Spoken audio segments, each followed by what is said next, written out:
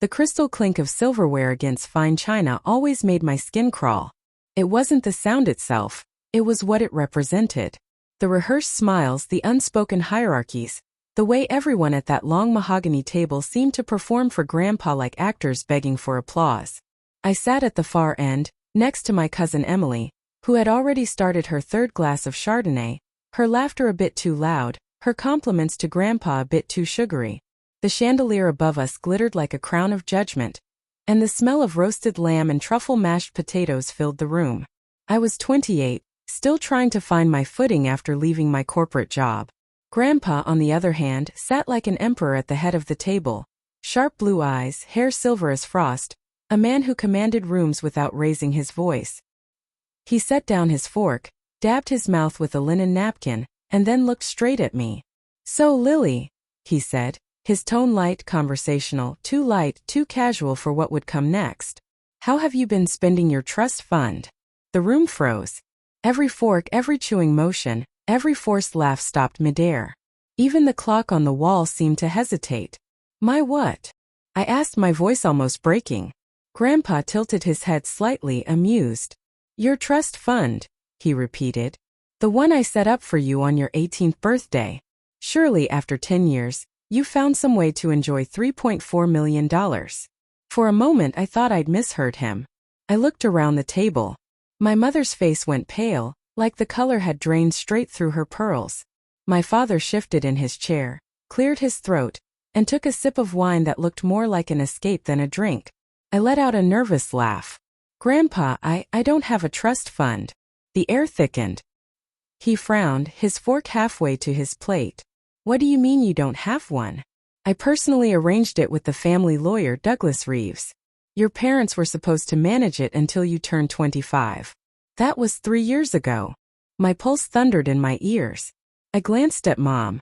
Her hand trembled as she set down her wine glass. Dad looked away. "Lily," Grandpa said slowly, his tone darkening, "don't tell me you haven't been receiving those quarterly transfers." "No," I whispered. "I haven't received anything." A sharp intake of breath came from across the table. Emily muttered, "Holy hell." Under her breath, Grandpa's chair scraped against the marble floor as he stood up. His eyes, once soft with affection, were now storm gray and furious. "Robert." "Diane." "Care to explain?" Mom's face stiffened. "Dad, this isn't the time." "Oh, I think it's exactly the time." His voice cut through the room like glass. Dad straightened his tie. "There must be some misunderstanding. Maybe the accounts were." "Misunderstanding?" Grandpa snapped. "I wrote that trust into her name myself. Reeves confirmed it was active. $3.4 million. I wanted her to have independence, to build something of her own." The silence afterward was suffocating. I felt like the walls were closing in. My parents' eyes met across the table, an exchange that lasted only a second, but it said everything. Panic. Guilt. Recognition. "Is this true?" I asked quietly. Mom reached for my hand, but I pulled away. "Lily, sweetheart," she began, her voice trembling. "Your father and we made some financial decisions over the years. Things got complicated. We didn't want to burden you with." "Burden me?" I interrupted, my throat tightening.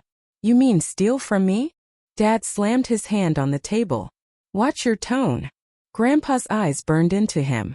"Don't you dare raise your voice to her." Mom's facade cracked. "It was for her own good. She was too young to handle that kind of money. We thought we could invest it, grow it." "Grow it?" Grandpa barked. "Where is it now, Diane?" No one spoke. Then quietly I said, "You spent it." The truth hit me before anyone could confirm it. My stomach turned. All those years of wondering why they could suddenly afford the lake house, the luxury cars, the international trips, how they'd tell me there wasn't enough money for grad school, how they'd guilt me for asking for help with rent when my job fell through. It all snapped into brutal clarity. Dad's silence was confirmation enough. I stood up, my chair scraping the floor. "How could you?" Mom started crying softly. "We did it for the family." "No," I said, voice shaking. "You did it for yourselves." The table was a battlefield now. Grandpa furious, my parents cornered, my cousins watching in frozen fascination. "Lily," Grandpa said, his voice lowering, I'm going to make this right. He turned toward the butler. Henry, bring me my phone. I'm calling Reeves right now. Mom lunged up from her seat. Dad, please, you can't. This will destroy us. Maybe it should, he said flatly. I backed away, tears burning my eyes. The chandelier light fractured above me, scattering across the polished table like broken stars. My parents, my own parents, had stolen years of security, of freedom, of dreams. When Grandpa stepped out to make the call, the tension broke into chaos. Dad hissed. Do you have any idea what you've just done? You've embarrassed this family in front of everyone. I turned to him slowly. You embarrassed yourself the moment you cashed the first check with my name on it. Emily reached out as I walked past her. Lily, hey, are you okay? I didn't answer. I just needed air. I needed distance. Outside, the winter wind hit me like a slap. The estate stretched before me. Stone walls, manicured gardens, a legacy that suddenly felt rotten to the core. I could still hear Grandpa's voice echoing faintly through the windows, furious and cold, ordering his lawyer to pull every record, every statement. That night I didn't sleep. I replayed every memory, every time they said money's tight, every condescending lecture about responsibility, every guilt trip that made me feel like a burden. And beneath all that pain, something new started to grow. Resolve. If they thought they could bury my future under their greed, they had no idea who they were dealing with. For 28 years I believed I was the quiet one, the peacemaker, the daughter who didn't make waves. But that version of me had just died at that dinner table. The woman who took her place had one goal: to uncover everything they'd hidden and make them face what they'd done. Grandpa called me early the next morning. His voice steadier but laced with quiet rage. Lily, he said, I spoke to Douglas Reeves last night. He confirmed the trust was transferred into an account your parents controlled. Every cent has been withdrawn over the years. I want you to come by the office today. We're going to fix this. Fix this. I clung to those words as I drove downtown, but deep down, I knew some things couldn't be fixed. The betrayal had already lodged itself inside me like a splinter, too deep to pull out cleanly. When I walked into Reeves and Associates, the air smelled faintly of cedar polish and old paper. Douglas Reeves, Grandpa's lifelong attorney, greeted me with a grave expression. His gray suit was immaculate, but the way he twisted his wedding ring betrayed discomfort. Lily, he said softly, leading me into his office, I owe you an apology. I should have noticed something was wrong years ago. He gestured for me to sit, then pulled out a thick folder bound with a red ribbon. These are your trust documents. Your grandfather created them when you were 18, as you know. It was designed to activate fully on your 25th birthday. However, he flipped through several pages and slid one across the desk. Your parents filed an amendment 2 years after the trust's creation. They claimed you had granted them durable financial power of attorney. I frowned. What does that mean? It means, he said carefully, they could legally act on your behalf for financial matters. I stared at the page. There was my name, my signature, scrawled in blue ink. Only it wasn't mine. The Y in Lily curled upward instead of looping down. It was close, too close. They forged my signature, I whispered. Reeves nodded slowly. I'm afraid so. They used that document to move the trust funds to a joint family investment account. From there, it was siphoned into several shell companies, vacation property, offshore accounts, a few luxury purchases. I couldn't breathe. How much is left? He hesitated. None. I felt my chest cave inward. Grandpa sat beside me, his jaw clenched, his cane tapping lightly on the marble floor. We'll press charges, he said flatly. Reeves nodded. If you wish. But you should know it will get ugly. Family court, media coverage, years of litigation. I turned to Grandpa. His expression softened for a moment, that fierce anger dimming into something like sorrow. You don't deserve this, he said quietly. I wanted you to have freedom, not to be bound by your parents' mistakes. I swallowed hard. I don't care how ugly it gets. They stole from me and they lied to me for a decade. I want everything exposed. Reeves looked relieved, as though he'd been waiting for me to say it. Then I'll start the filings today. That night I returned home to my tiny apartment, a cramped space with peeling paint and a leaky faucet, the kind of place I could barely afford while my parents hosted cocktail parties in their lakeside mansion. My phone buzzed. Mom. Please don't do this, Lily. We can talk. We can fix it privately. I stared at the screen. My thumb hovered over the keyboard. Then I set the phone down. She'd had 10 years to fix it privately. I opened my laptop instead and began digging. I logged into my old email accounts, bank records, tax filings, anything that could show what they'd done. I wasn't just going to rely on Grandpa's lawyer. I wanted proof. The hours blurred. Coffee went cold. My eyes burned. And then I found it, an archived email from 5 years ago. Subject: Investment Proposal, Lily's Fund. From Robert D. Marshall to Horizon Equity Partners. Attached was a PDF, an investment summary. I opened it and my stomach turned. The proposal outlined an investment into a luxury development in Naples, Florida. $2.7 million of Lily Marshall's trust fund, listed as the principal source of capital. My father had signed as the sole financial authority.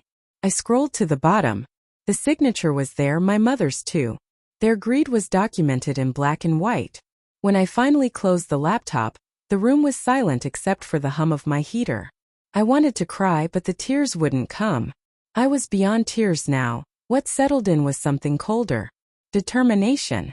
I printed the document, slipped it into an envelope, and labeled it evidence. 2 days later, I met Grandpa at his house again. He was waiting in his study, the firelight flickering against the dark oak shelves. He looked older than I remembered, like the betrayal had aged him overnight. I spoke to your parents, he said. They're terrified. Good, I said flatly. He raised an eyebrow. They're still your parents. I met his gaze. No, they stopped being my parents the moment they forged my name. For a long moment, neither of us spoke. Then Grandpa sighed. They came to me this morning, begged me to call off the investigation, offered to repay a portion if we kept it quiet.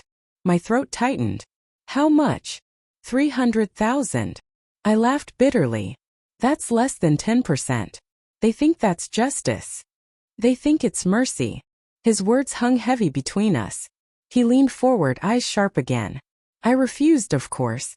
But you need to understand what happens next. When this goes public, people will choose sides. They'll say you ruined your own family for money. I nodded. Let them talk. I'm not doing this for money anymore. He studied me. Then what for?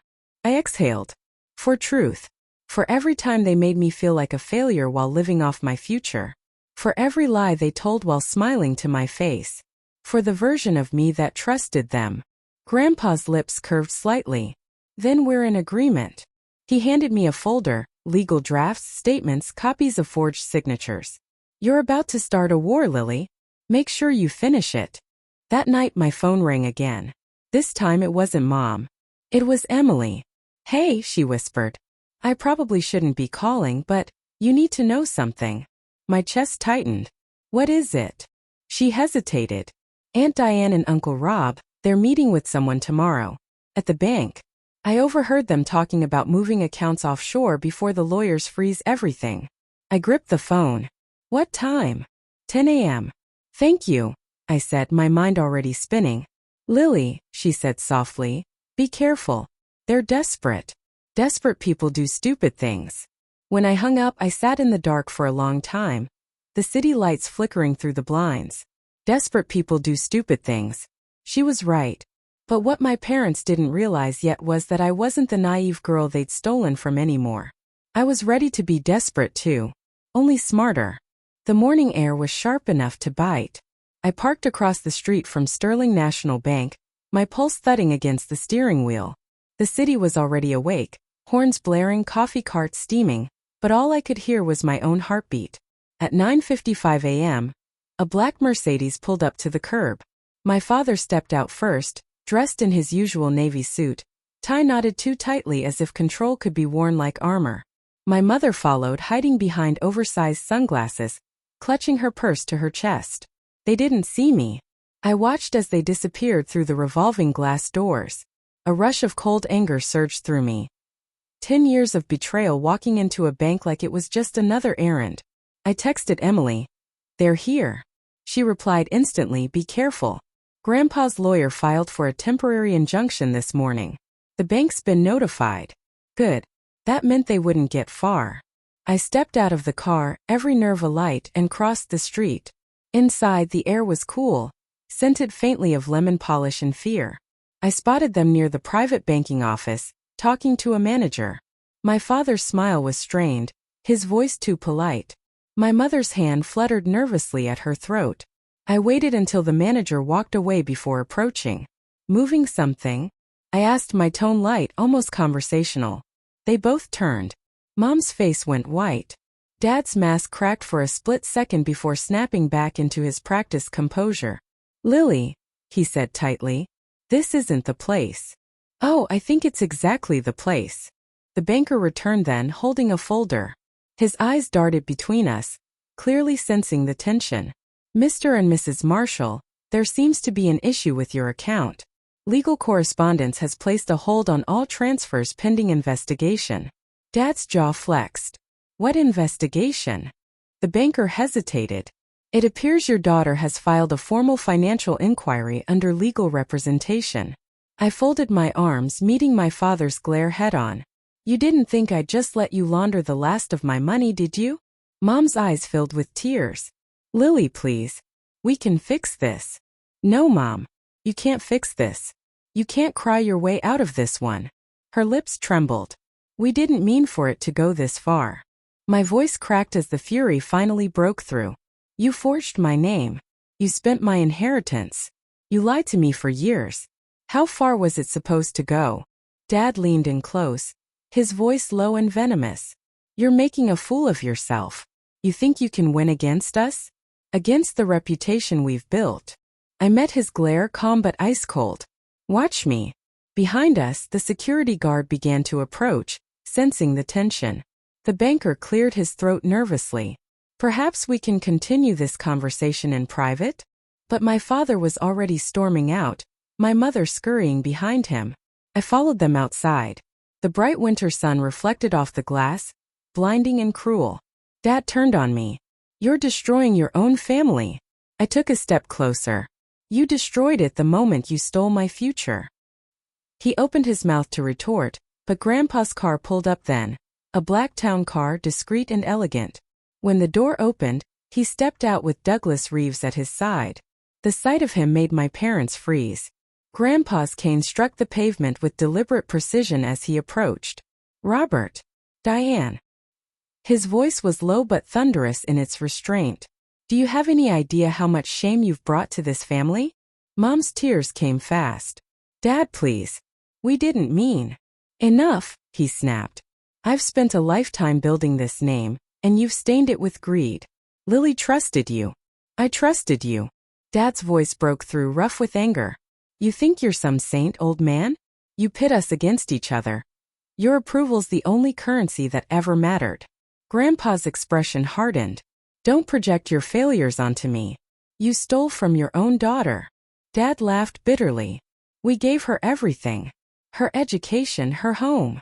You gave me nothing that wasn't already mine, I said, cutting him off. For a moment no one spoke. The wind rustled through the bare branches above the street, the sound like a whisper of something ending. Finally, Grandpa said quietly, you will return what you took or face the consequences. The legal ones and the personal. Dad's mouth tightened. You wouldn't. Try me, Grandpa said. That afternoon the story broke online. A local financial news site had picked it up. An anonymous source had leaked that Robert and Diane Marshall were under investigation for embezzlement of family trust funds. By evening, their names were trending. The comments section was merciless. Classic entitled family drama. Imagine stealing millions from your own kid. Good for Lily, blow it all up. I hadn't planned for the leak, but I didn't stop it either. Maybe part of me wanted them to feel humiliated the way I had at that dinner table. Still, when Mom called that night, her voice broke something in me. Lily, she sobbed. Your father's lost his position at the firm. We're being ostracized. Please just stop this. Her words twisted inside me. The pain in her voice wasn't fake, but it wasn't enough to erase the years of deceit. You stop this when you cash the first check, I said quietly.